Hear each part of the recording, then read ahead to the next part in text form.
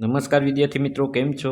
તો વિદ્યાર્થી મિત્રો, આજે આપણે સ્વઅધ્યયન પોથી ભાગ નંબર 1 ધોરણ 6 સંસ્કૃત વિષય પાના નંબર 14 ઉપર એકમ નંબર 1 ચિત્રપદાની એકતઃ દો એ વિશે વિદ્યાર્થી મિત્રો આપણે આ સ્વઅધ્યયન પોથીનો પાઠ નંબર 1નું સંપૂર્ણ સચોટ સોલ્યુશન કરવાના છીએ। તો વિદ્યાર્થી મિત્રો, આ વિડીયોમાં આપ બન્યા રહેજો।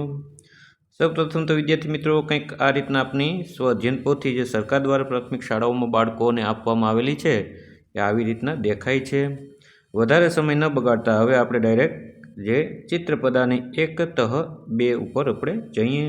તો વિદ્યાર્થી મિત્રો, આપને જે સ્વઅધ્યયન પોથી ભાગ નંબર 2 છે એમાં પાના નંબર 14 ઉપર આ તમને એકમ આપેલો છે। તો સૌપ્રથમ વિદ્યાર્થી મિત્રો, ચિત્રપદાની એટલે શું? તો કે ચિત્રો દ્વારા પદોની સમજ અથવા તો ઓળખ એને ચિત્રપદાની કહેવાય। તો સૌપ્રથમ વિદ્યાર્થી મિત્રો, આપણે જોઈએ કે પ્રશ્ન 1, નીચે આપેલ શબ્દોનું અનુલેખન કરો। લેખનના વિદ્યાર્થી મિત્રો 2 પ્રકાર છે, શ્રુત લેખન, શ્રુત એટલે સાંભળવું ને લેખન એટલે લખવું, ને અનુ એટલે ફરી પાછું ને લેખન એટલે લખવું। ફરી પાછું લખવું એટલે જેમ છે એમને એમ લખવું અથવા તો હુબહુ લખવું, જેવું છે એવું જ લખવાનું। તો ઉદાહરણ તરીકે જો અહીં લખેલ છે ગદ્દભઃ, મકરઃ, નકુલઃ, સર્પઃ, ઉત્પીઠિકા, પુષ્પધાની, પેટિકા, ચુલ્લી, ઘટી, સ્થાલિકા।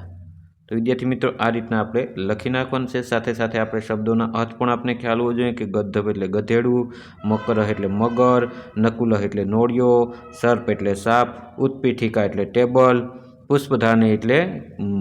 પુષ્પદાની, પેટિકા એટલે પેટી, ચુલ્લી એટલે ચૂલા, ઘટી એટલે ઘડિયાળ, સ્થાલિકા એટલે થાળી। તો વિદ્યાર્થી મિત્રો, આપણે આ સમજ સાથે સોલ્યુશન કરવાનું છે, એટલે આપણે પરીક્ષામાંથી પણ ગમે ત્યાંથી પૂછાય।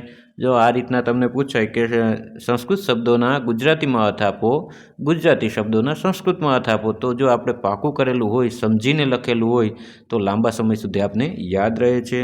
તો વિદ્યાર્થી મિત્રો, તમારે જો સ્વઅધ્યયન પોથીમાં લખવાનું હોય તો મારા વિડીયોને સ્ટોપ કરીને પણ આમ લખી શકો છો। ત્યારબાદ વિદ્યાર્થી મિત્રો, બીજો પ્રશ્ન છે, નીચે આપેલ ચિત્રો ઓળખી તેના નામ સંસ્કૃતમાં લખો। ચિત્રો આપણે ઓળખવાના છે કે ગુજરાતીમાં તો આને આ કહેવાય, પણ સંસ્કૃતમાં શું કહેવાનું છે એ નીચે જે જગ્યા વિદ્યાર્થી મિત્રો આપને આપેલ છે એની અંદર આપણે લખવાનું છે। તો ઉપર આપણે ગાય દેખાય છે, ગાય એટલે ધેનું, બાલિકા એટલે છોકરી, કાકહ એટલે કાગડો, અંકની એટલે પેન્સિલ, પીપીલિકા એટલે કીડી, તાલહ એટલે તાળું। તો વિદ્યાર્થી મિત્રો, આ રીતના આપણે લખવાનું છે બરાબર। ત્યારબાદ પ્રશ્ન નંબર 3, નીચે આપેલ ગુજરાતી શબ્દો માટે સંસ્કૃત શબ્દો લખવાના છે। હવે આપણે તાળું તો કે એને તાલહ કહેવાય સંસ્કૃતમાં, ઘડો તો કે ઘટી કહેવાય, મગર તો કે એને મકરહ કહેવાય, ઘેટું તો કે મેષહ, પેટી તો કે પેટિકા, ચકલી તો કે ચટકા, વેલ તો કે લતા, ફૂલદાની તો કે પુષ્પધાની, બાળકી તો કે બાલિકા, થાળી તો કે સ્થાલિકા। ત્યારબાદ વિદ્યાર્થી મિત્રો, પ્રશ્ન નંબર 4 ઉપર આપણે આગળ વધીએ, યોગ્ય જોડકા જોડો। તો વિદ્યાર્થી મિત્રો, આપને કુલ 5 અહીં જોડકા દેખાય છે એ આપણે જોડી દેવાના છે। જો હું તમને 5 દેખાય એ રીતના તમને બતાવું છું। મયુરઃ એટલે મોર, નકુલઃ એટલે નોળિયો, કાકહ એટલે કાગડો, મંડુક એટલે દેડકો ને ધેનુ એટલે ગાય। તો વિદ્યાર્થી મિત્રો, બરાબર આપણે જો આમ દેખાય છે, ધેનુ એટલે ગાય, મંડુક એટલે દેડકો, કાકહ એટલે કાગડો, નકુલ એટલે નોળિયો ને મયુર એટલે મોર। આ રીતના બરાબર વિદ્યાર્થી મિત્રો આપણે જોડી દેવાના છે। ત્યારબાદ આપણે આગળ વધીએ, પ્રશ્ન નંબર 5, કોષમાં આપેલા શબ્દોનું સજીવ અને નિર્જીવમાં વર્ગીકરણ કરો। તો વિદ્યાર્થી મિત્રો, આ તો તમે વિજ્ઞાનમાં પણ ભણી ગયા, સજીવ એટલે કે જેમાં જીવ હોય એને સજીવ કહેવાય, ને નિર્જીવ તો કે જેમાં જીવ નથી હોતો એને નિર્જીવ કહેવાય। તો ઉપર તમને શબ્દો આપેલા છે, દીપઃ, તાલહ, સર્પ, સ્થાલિકા, ચટકા, કાકહ, ઘટ, ઘટી, મકરહ, ગદ્દભ, ઉત્પીઠિકા, બાલિકા। તો વિદ્યાર્થી મિત્રો, આમાં શું કરવાનું છે? સજીવ, સજીવમાં શું આવશે? તો કે બાલિકા, સર્પઃ, ચટકા, કાકહ, મકરહ, ગદ્દભ એ સજીવમાં આવશે, જે જ્યારે નિર્જીવમાં દીપઃ, તાલહ, સ્થાલિકા, ઘટઃ, ઘડી, ઉત્પીઠિકા। તો વિદ્યાર્થી મિત્રો, આ સજીવ અને નિર્જીવમાં આપણે વર્ગીકરણ કરી દેવાનું છે બંનેનું। ત્યારબાદ પ્રશ્ન નંબર 6, વિદ્યાર્થી મિત્રો આપને આપેલ છે કે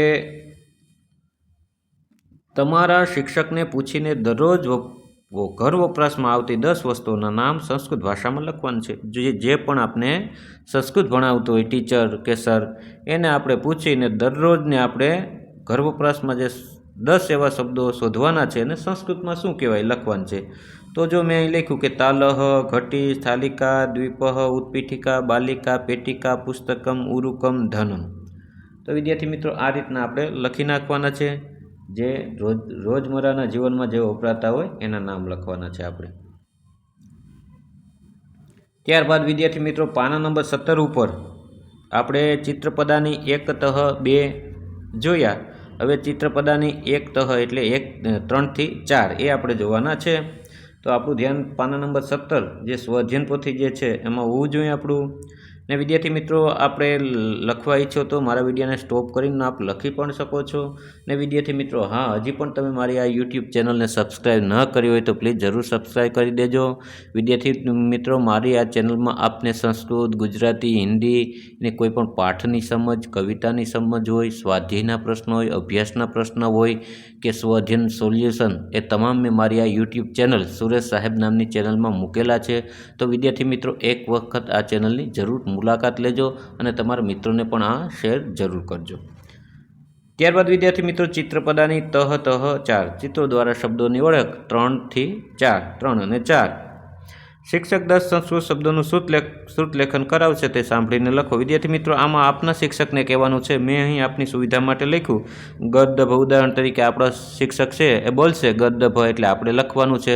તો એ રીતના શું કરવાનું છે વિદ્યાર્થી મિત્રો? શ્રુત લોકન એટલે કે સાંભળીને લખવાનું આપણે છે. શબ્દો સાહેબ છે એ લખાવશે નહીં બોર્ડમાં, પણ એ પોતાના મુખથી બોલશે, મોઢેથી બોલશે ને આપણે એના શબ્દો આપણા કાનમાં સંભળાય એ રીતના વ્યવસ્થિત રીતના સાચી રીતના લખવાનું છે. એને શ્રુત એટલે સાંભળી ને લેખન એટલે લખવું. ગદ્દભ, મકરહ, નકુલહ, સર્પ, ઉત્પીઠિકા, પુષ્પઘાની, પેટિકા, ચુલ્લી, ઘટી, સ્થાલિકા. તો વિદ્યાર્થી મિત્રો કોઈ પણ શબ્દો આમાં જે બોલે એ આપણે લખવાનું છે. મેં આપની સુવિધા માટે અહીં લખ્યું છે. પ્રશ્ન નંબર 2 નીચે આપેલા ચિત્રો ઓળખી તેના નામ સંસ્કૃતમાં લખો. જો અહીં તમને કચરાપેટી આપેલી છે તો કચરાપેટીને શું કહેવાય? તો અવકારિકા. વિમાનને વિમાનમ કહેવાય. ટોચ બત્તીને કરદીપહ કહેવાય. સંચિકાને ફાઇલ કહેવાય. દ્રોણીને ડોલ કહેવાય. શકટમને ગાડું કહેવાય. તો આ રીતના બરાબર વિદ્યાર્થી મિત્રો આપણે લખી નાખવાના છે. ત્યારબાદ નીચે આપેલા ગુજરાતી શબ્દો માટે સંસ્કૃત શબ્દો લખો. શું કરવાનું કીધું આપણે? ગુજરાતી શબ્દો છે એને સંસ્કૃતમાં શું કહેવાય આપણે લખવાનું છે. ઉદાહરણ તરીકે જો તમને સાડી તો કે શાટિકા એટલે સાડી થાય. ફૂલને તો કે પુષ્પ કહેવાય. પેન્સિલને અંકની કહેવાય. કળ સ્વિચ એને પિંજ કહેવાય. દાંતરડું લવિત્રમ કહેવાય. કાળું પાટિયું કૃષ્ણફલક કહેવાય. બસ લોકયાનમ કહેવાય. ચમચી ચમચ કહેવાય. પુસ્તક એને પુસ્તકમ કહેવાય. છત્રીને છત્રમ કહેવાય. કેલ્ક્યુલેટરને ગણનયંત્રમ કહેવાય. તો વિદ્યાર્થી મિત્રો આ જે ગુજરાતી શબ્દોને સંસ્કૃતમાં શું કહેવાય બરાબર આપણે લખવાનું છે. ત્યારબાદ નીચે આપેલા કોષમાં ગુજરાતી શબ્દોના સંસ્કૃત નામ કોષ્ટકમાં છુપાયેલા છે તે શોધીને તેના ફરતે ગોળ રાઉન્ડ કરવાનું આપણે કીધું. તો આપણે એમાં ત્યાં લખી નાખવાનું છે. ઉદાહરણ તરીકે પેન્ટ, પૈસા, ફાઇલ, ગ્રંથ, રત્ન, ઘરેણું, કીડી, વિમાન, સીવવાનું સંચોલ ને લસણ. તો આને સંસ્કૃતમાં શું કહેવાય? ઉદાહરણ તરીકે જો પેલો શબ્દ છે લસુનમ એટલે લસણ કહેવાય. તો એ રીતના ઘણા બધા શબ્દો અહીં આપેલા છે. સૌપ્રથમ તો આપણે જે કોષ્ટક છે એમાં જે શબ્દ સંસ્કૃતમાં જે શબ્દને કહેવાતો હોય એ આપણે એને રાઉન્ડ પણ કરી દેવાનું છે. તો જો અહીં તમે લસુનમ છે, આભૂષણમ એટલે દાગીના, ઉરુકમ છે, ધનમ છે, ત્યારબાદ વિમાનમ છે, ગ્રંથમ છે, સંચિકા છે, શિવનયંત્રમ છે, પીપીલિકા છે. તો આ વિદ્યાર્થી મિત્રો સૌપ્રથમ આપણે આમાં રાઉન્ડ કરી દેવાના છે. પ્રશ્ન નંબર 5 નીચે આપેલા ચિત્રોના આધારે યોગ્ય સંસ્કૃત શબ્દ રેખાંકિત કરો. તો ઉદાહરણ તરીકે આ તમને શું દેખાય છે ભાઈ? તો કે રત્ન જેવું દેખાય હીરો. તો એને શું કહે? છત્રમ દેખાય. પુષ્પમ ધનમ તો કે રત્નમ. તો એમાં રત્નમને ફરતે આપણે રાઉન્ડ કરી દેવાનું. ત્યારબાદ આ શું દેખાય? તો કે ફાઇલ છે. ફાઇલને શું કહેવાય સંસ્કૃતમાં? સંચિકા કહેવાય. એને એમાં રાઉન્ડ કરી દઈએ આપણે. ત્યારબાદ ત્રીજું છે સ્વિચ દેખાય. તો સ્વિચને શું કહેવાય સંસ્કૃતમાં? પિંજ કહેવાય. દાંતરડુંને લવિત્રમ કહેવાય ને કેલ્ક્યુલેટરને ગણનયંત્રમ કહેવાય. તો શું વિદ્યાર્થી મિત્રો આપણે કરવાનું છે? ફરતે ગોળ રાઉન્ડ કરવાનું છે. ત્યારબાદ લસણને લસુનમ કહેવાય ને સીવવાનો સંચો છે એને શિવનયંત્રમ કહેવાય. હારને આભૂષણ કહેવાય. તો બરાબર આપણે આ રીતના લખી નાખવાનું છે. ત્યારબાદ પ્રશ્ન નંબર 6 નીચે આપેલા શબ્દો માટે સંસ્કૃત શબ્દ લખો. સંસ્કૃત સોપાનમ પુસ્તિકાનો ઉપયોગ કરવાનો છે આપણે. ને પછી શું કરવાનું છે? આપેલા શબ્દો માટે સંસ્કૃત શબ્દ આપણે અહીં લખવાનો છે વિદ્યાર્થી મિત્રો. તો તો જો અહીં આપેલ છે આપને પેનને લેખની કહેવાય, ચોકને સુધાખંડ કહેવાય, થેલીને પુટ્ટમ કહેવાય, પંખાને વ્યંજનમ કહેવાય, બારીને વાતાયનમ કહેવાય, બાણુને દ્વારમ કહેવાય, ઝાડને વૃક્ષ કહેવાય અને ઓરડાને કક્ષ કહેવાય। તો વિદ્યાર્થી મિત્રો આ તો આજનો સંસ્કૃતનો સ્વઅધ્યયન પોથીનો વિડીયો। વિદ્યાર્થી મિત્રો આ તમને વિડીયો કેવો લાગ્યો? જો વિડીયો તમને સારો લાગ્યો હોય તો એક વિડીયોને લાઇક કરી દેજો, એક સુંદર મજાનું કમેન્ટ પણ દેજો અને તમારા મિત્રોને શેર પણ જરૂર કરજો। અને હા મિત્રો, હજી પણ તમે મારી આ યુટ્યુબ ચેનલને સબસ્ક્રાઈબ ન કરી હોય તો પ્લીઝ સબસ્ક્રાઈબ જરૂર કરી દેજો।